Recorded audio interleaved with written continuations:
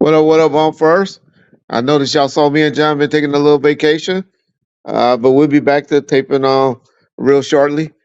But just wanted to come back with y'all. We couldn't leave y'all hanging, and we just did a little video, put it together.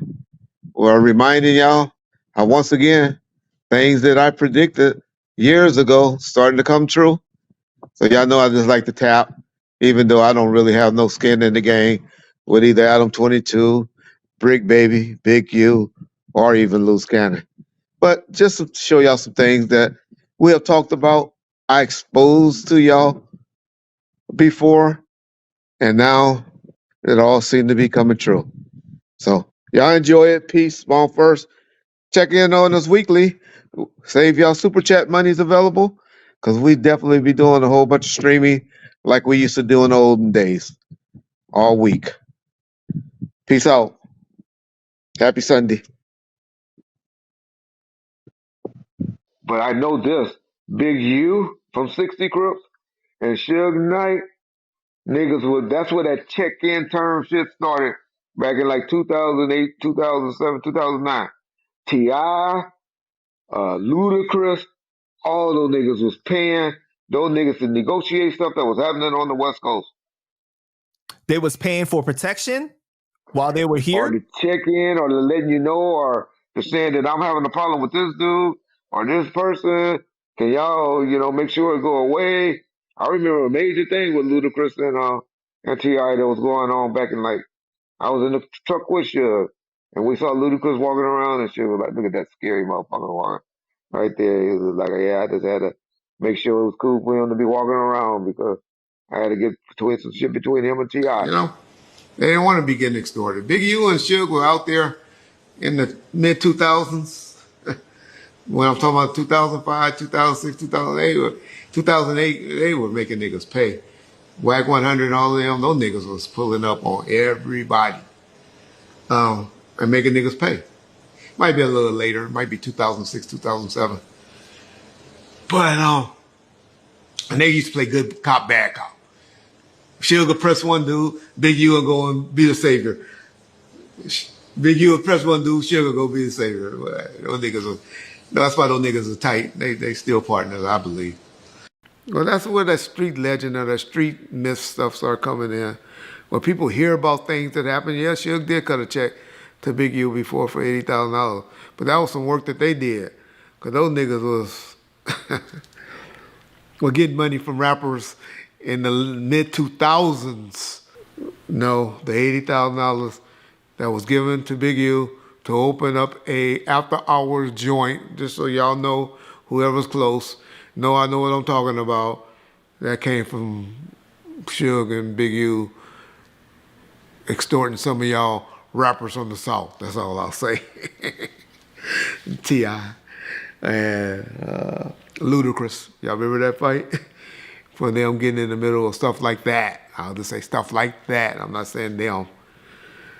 For the reason that they used to get paid and they were splitting up money. Or do I find it funny that these Crip dudes are letting this Pyru dude play them like a motherfucking puppet? I'm sure she'll go and insert herself in it somehow and probably be calling Big U if he haven't already did and getting involved in it because that's a major big topic right now. But, and that ain't the Pyru that I was talking about been playing all these Crips like a puppet. I'm talking about what? He been, man, that situation is not going to end well. It's real dangerous. It's not going to end well, y'all. I told y'all, 2 weeks ago, I said that shit's about to blow up over there. That stuff over there that they doing is that gang, having that many gang members and alcohol, drinking on the set and smoking on the set is just not a good chemistry. And that's going to be bad over there. That's nothing that would happen. I mean, I get it. I'm about views. Hey, man, he's straggling the line. He got people around him. I'm surprised. If that would have happened on Bomb First, the cameraman that's sitting right here would have quit immediately on the spot. But I'm telling y'all, on Melrose, whatever that address is, something's bad is going to happen over there real soon because they've been very, very wild with their content and with their threats and with the atmosphere that's going on over there. I told y'all someone got shot up there in the leg. He's been trying to deny it. But you see who the liar is. Can't take no credit from what Adam has done with his channel. He's done a great job. He gave people opportunities. But don't try to hide behind and backtrack now that the heat is on. I try to tell you to clean up your outfit over there. Stop having no dudes coming in there drinking and smoking and get them, and you be there to watch and secure that location. Make sure your business, your employees are protected. But you wanted to have the gang summit every week on your show. But I like Poetic Flacco. But I want to just warn Poetic Flacco. You be starting some shit, dog. you be agitating and pointing out some shit. Cause that shit that's going on with Brick Baby, my boy Loose Cannon, and Whack 100. I call him my boy, right? Man, those niggas, they playing chess with Brick Baby and that DW Flame and all of that situation. I know that's been big on the YouTube today and yesterday. And so that shit's gonna get bad. I keep telling y'all that no jumper shit gonna get out of control. But I just want to tell Poetic Flacco, man, start getting some shit cleared that you be releasing and inserting yourself into. Because remember, dog, you from North Dakota. You're not from out here, man. And they gonna turn on you and flip that shit on you real quick. Because trust me, it's gonna be the topic of subject this week. And something bad's gonna happen. Hey, y'all. I'm making light of it, making fun of it. Hopefully you brothers will get on the phone and work it out because I can see potential in that situation blowing up real bad. Because, yeah, y'all doing a little bit too much with that situation and getting on the phones, taping niggas. Just want to advise y'all. Pretty much everybody nowadays got shit on their phones where they recording conversations. So when niggas start asking you questions that ain't talking shit about themselves, come on, y'all. Usually believe y'all being taped and recorded. we all, we call ourselves content creators. Nah, niggas, we all been messy. We all been messy.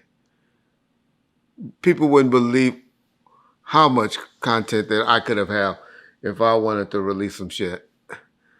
Just gonna remind y'all, you remember I used to get in 60 business and all of that? And I told y'all a while ago how this certain individual, Big U, they got picked up early in the morning. Y'all remember I used to talk about that? Maybe I talked about that with Whack on Clubhouse. I don't know if I didn't talk about it at Bomb First. Because I generally like Big U, so I usually don't talk about him. But I did mention that he got picked up one early morning, and I don't know what happened, and I left it alone. But the main thing I want to talk about, and just remind y'all, I'm just throwing stuff out, because I don't want to get in it, but y'all know Reggie Wright be trying to tell y'all shit. You out-of-towners, y'all just don't catch it. But y'all remember when I had mentioned and talked about Brick Baby, and I didn't learn to like Brick Baby, to be honest. But I was like, damn, I have never, ever seen a dude that got caught with an assault weapon or, you know, a weapon that's saying he going back and forth, you know, in the for a federal case. Because once you out on bail or bond or whatever on the feds, they test you. And I was like, this dude be admitting to taking perks and smoking weed or no jumper and all of that. And I'm like, how's this dude out fighting a case? And y'all say, oh, because it's legal in California. Well, it ain't legal federally. And so when you're on federal pretrial, trust me, y'all, you can't be smoking weed, taking perks, taking no prescription drug or no drug if you don't have a prescription for it. So I'm just gonna remind y'all that we talked about this about a year ago, and y'all just see what these dots end up dropping in a little while. We're gonna let this be the last round, you know what I'm saying? And see, the thing with Reggie Wright is like he kind of blew up off telling all these old stories about death row and all this shit, and it kind of gassed him into thinking that people want to hear him talk about other shit. But in reality, that's not really the case. Like he talks about No Jumper. I clicked on this clip. I wanted my fucking time back. I was just like, how the fuck is this even real, bro? Like this is the worst commentary I ever heard. Hold on, what'd he say? It was just like, oh man, like No Jumper. They got a bunch of different gangs up there. Like something bad gonna happen one of these days. Something bad gonna happen. Look here, I tell you what. It's just like, bro, it's giving old man sitting on the porch, and it's just dry as fuck. We want to hear you talk about Suge pissing in somebody's face. We don't want to hear you talk about No Jumper. We don't want to hear you commentate on Munchie's life. It's just like, know your strengths. You're good at talking about shit that happened like 20 years ago that none of us were around for. But as far as you talking about like other shit that is going on in the culture, it's not. That was funny, Adam. Well, I know you said old man vibes tell only stories from 20 years ago. I bet you now it's April the 13th, 2025. I bet you would have wished you would have listened to that old man advice, huh? Don't you? Because I know when no feds came knocking on your door, you were shaking. And don't think this gonna be the last time they come knocking at them. But I like you now. I like what you've been doing. But sometimes you gotta listen to old people. Peace.